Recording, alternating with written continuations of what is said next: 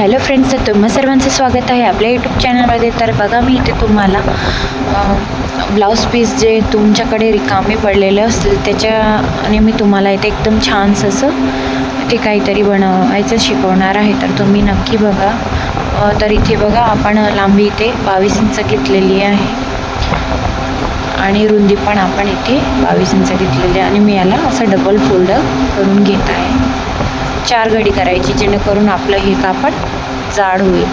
आणि हा blouse piece आहे, तर आपल्याला एक कापड घ्यायचं आहे. ब्लाऊज पीसने आपण इथे ब्लाऊजची पीसची आपण इथे आता पहिले कटिंग करून घेऊया. आपल्याला 3-3 इंचाच्या पट्ट्या इथे कापून घ्यायच्या आहे. सगळ्या एकदम अखंड कापायच्या आपल्याला. इथे यांना तोडायचं नाही किंवा असं फाडायचं नाही. फक्त 3-3 इंचाच्या पट्ट्या इथे आपल्याला कटिंग करून घ्यायच्या आहे.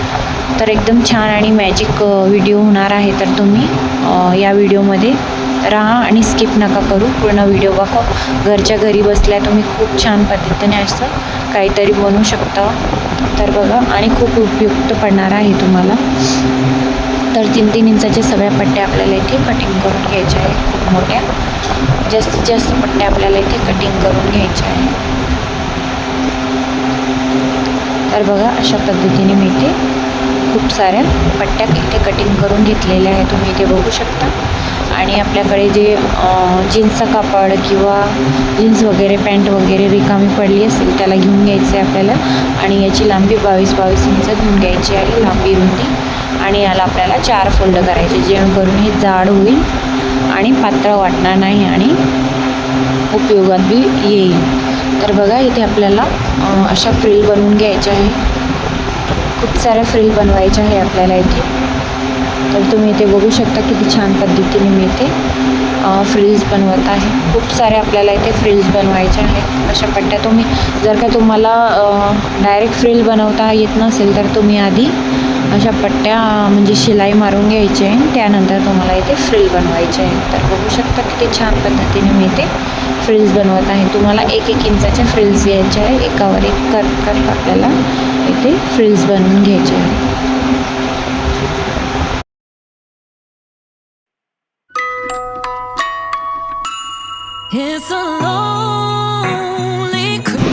आता आपल्याला इथे कापड घ्यायचं आहे आणि याला 4 फोल्ड करून घ्यायचं आहे. 4 फोल्ड केल्यानंतरच मी तुम्हाला इथे 22-22 इंचावरती मार्किंग करायची सांगितलं. तर बघा, आपल्याला इकडनं तिकडनं 4ही बाजूने आपल्याला इथे शिलाई मारून घ्यायची आहे. तुम्ही इथे बघू शकता. एका साईडने आपली अखंड आहे कापड, तर तिथे आपल्याला शिलाई नाही लावायची. तिन्ही साईडने आपल्याला इथे शिलाई लावून घ्यायची आहे. आणि एकीकडने आपल्याला इथे शिलाई लावायची आणि थोडंसं कापड आपल्याला सोडून द्यायचं आहे. तिकडनं आपल्याला शिलाई नाही मारायची. तर बघा, किती छान पद्धतीने मी इथे तुम्हाला शिलाई मारून दाखवली. त्यानंतर आपल्याला इथे याला असं उलटवून घ्यायचं आहे. तर बघा, आपल्याला इथे याला असं उलटवून घ्यायचं आहे जेणेकरून आपलं फिनिशिंगमध्ये दिसेल आणि इथे धागे वगैरे दिसणार नाही. याच्यासाठी मी इथे शिलाई मारून याला उलटवून घेतलेला आहे. तुम्ही बघू शकता. 4ही कोणे आपल्याला बरोबर काढून द्यायचे आहे. त्यानंतर इथे आपलं जे थोडीशी शिलाई सोडली होती आपण उलटवण्यासाठी, तिथे पण आपल्याला बरोबर असं फिनिशिंगमध्ये शिलाई मारून घ्यायची आहे जेणेकरून ते दिसणार नाही. तर बघू शकता किती छान पद्धतीने त्याला फोल्ड करून असं हे करून घेतलेलं आहे. त्यानंतर इथे आपल्याला हे असं मांडून घ्यायचं आहे.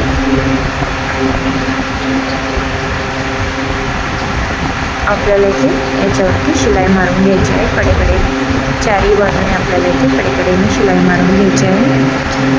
तर बघा, थोडंसं मी स्पीड वाढवलेलं आहे व्हिडिओचं, कारण की बोर होऊन जातात जास्त लोक, म्हणून मी इथे व्हिडिओचं थोडंसं फास्ट केलेलं आहे. तुम्हाला म्हणजे थोडंसं लक्षात पण येईल आणि बोर पण वाटणार नाही बघण्यात. तर बघा, इथे आपण फ्रिल बनवलेली खूप साऱ्या मी इथे फ्रिल्स बनवून घेतलेल्या होत्या आधीच. त्यानंतर इथे आपल्याला कडेकडेने शिलाई मारून घ्यायची आहे बरोबर असं.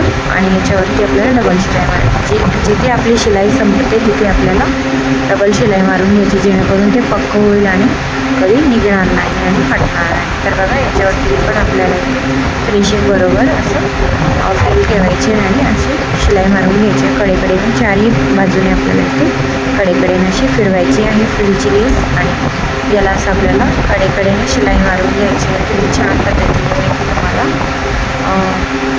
डोरमेट आहे जी मी तुम्हाला इथे दाखवत आहे. खूप छान पद्धतीने तुम्ही तुमच्याकडे रिकाम ओढणी किंवा ब्लाऊज पीस असेल त्याच्याने पण तुम्ही इथे बनवू शकता किंवा साडी असेल त्याच्यानेही तुम्ही बनवू शकता. तर माझ्याजवळ हे ब्लाऊज पीस होतं, असंच रिकामं पडलेलं होतं. फेकण्यापेक्षा असं आहे की आपण याला उपयोगात घेऊ शकतो. तर बघा छान पद्धतीने मी इथे असं फिनिशिंगमध्ये तुम्हाला दाखवत आहे. डोरमेट बनवायचं, पैरदान पण म्हणू शकता, कोणी डोरमेट म्हणतात, कोणी पैरदान पण म्हणतात. तर बघा इथे हे पैरदान असं आपल्याला कडेकडेनं अशी शिलाई मारून घ्यायची आहे डबल. आता बघा इकडनं पण आपल्याला दुसरी लाईन तयार झाली. लाईनवर लाईन आपल्याला इथे लावत जायची आहे. तुम्ही बघू शकता. तुम्हाला मी या कारणाने तुम्हाला हा व्हिडिओ दाखवत आहे, म्हणजे थोडंसं तुम्हाला समजायला येईल आणि लगेचच तुम्ही बनवू शकता. तर बघा दुसरी लाईन आपली इथे दुसऱ्या साईडने आपण इथे लावत आहोत. तर बघा अशा प्रकारे इथे आपल्याला फ्रिल्स अटॅच करायचे आहेत एकावर एक लाईन झाली की दुसरी लाईन तिसरी लाईन असं करत करत आपल्याला सगळीकडे त्या फ्रिल्स लावून घ्यायच्या आहेत.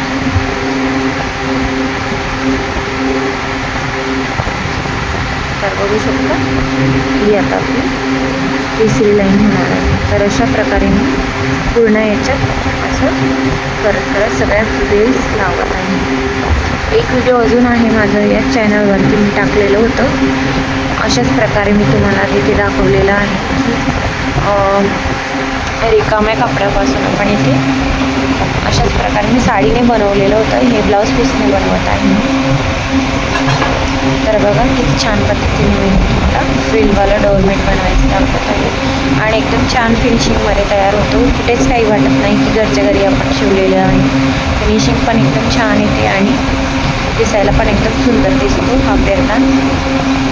तर बघू शकता किती छान पद्धतीने मी खूप साऱ्या फ्रिल्स मी बनवून लावलेल्या आहे.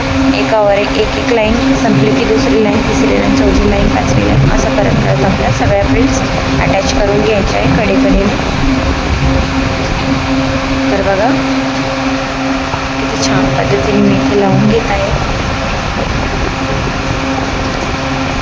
अजून आपल्याला इथे थोडीशी राहिली होती ती पण आपल्याला इथे लावून घ्यायची आहे. जसं आपला चौकोन तयार करत असतो आपण कडेकडेने असं तसं लाईनवरती आपल्याला लावून घ्यायचं आहे या फ्रिल्स. तर खूप छान पद्धतीने मी इथे तुम्हाला दाखवलं आहे. तर तुम्ही पण नक्की ट्राय करू शकता घरच्या घरी. जर का तुमच्याकडे अशी शिलाई मशीन पडलेली असेल रिकामी तर तुम्ही ही पण करू शकता आणि विकू शकता. तर बघा थोडेसे अजून माझे फ्रिल्स राहिलेले आहेत ते मी इथे लावून घेत आहे. एकदम छान पद्धतीने मी तुम्हाला इथे दाखवलेलं आहे. खूप सोपी पद्धत आहे. नक्की ट्राय करा तुम्ही. आणि जर का तुम्ही माझ्या चॅनलवर नवीन असाल तर चॅनलला नक्की सबस्क्राईब करा. तुम्हाला नवनवीन व्हिडिओ मिळतील माझ्या चॅनलवरती. जर का तुम्हाला ब्लाऊज सूट वगैरे लेहंगा वगैरे किंवा पैरदान वगैरे शिकायचं असेल तर तुम्ही शिकू शकता. मला कमेंटमध्ये पण सांगू शकता तुम्हाला काय शिकायचं आहे ते. तर बघा किती छान पद्धतीने मी ते दाखवलेलं आहे तुम्हाला. एकदम छान पद्धतीने आपल्याला इथे डोरमेट तयार होत आहे. थोडंसं राहिलेलं आहे आता आपल्याला इथे. तुम्हाला मी फायनल लुक इथे दाखवणार आहे छान.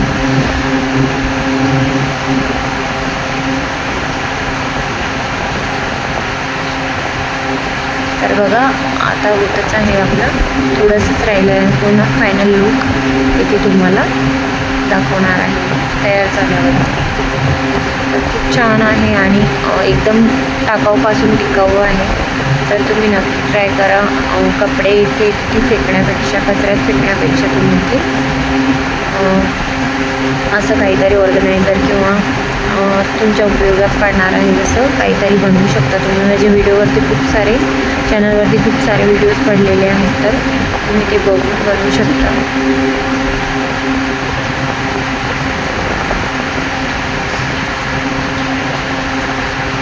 तर बघा झालं आपलं थोडंसं स्टाईल आहे. हे मी इथे अटॅच करून घेत आहे. थोडंसं 10 ते 15 मिनटात तुमचं ते डोरमेट इथे तयार होऊन जाईल. पण असं आहे की फेकण्यापेक्षा आपण इथे असं ऑर्गनायझर बनवू शकता घरच्या घरी. तुम्ही विकूही शकता. एवढं छान फिनिशिंगमध्ये हे तयार होतं. कोणी पण तयार होऊन जाईल तुमच्याकडून हे घेण्यासाठी. तर बघा झालं आपलं इथे डबल शिलाई मारून घेत आहे. तर बघा झालं आपलं इथे पूर्ण फ्रीज मी ते अटॅच करून घेतलेलं आहे एकदम कडेकडे. तुम्ही याचं फायनल लुक इथे बघू शकता. ते छान पद्धतीने मी ते बनवलेलं आहे. एकदम असं वाटत नाही की मी घरच्या घरी बनवलेलं आहे. ब्लाऊज पीसने साडी किंवा दुपट्टा ओढणी वगैरे किंवा ब्लाऊज पीस असेल तुमच्याकडे तर तुम्ही असं बनवू शकता खूप छान पद्धतीने आणि 10 ते 15 मिनटातच तयार होतो. तर thanks for watching. Video next video. तोपर्यंत बाय.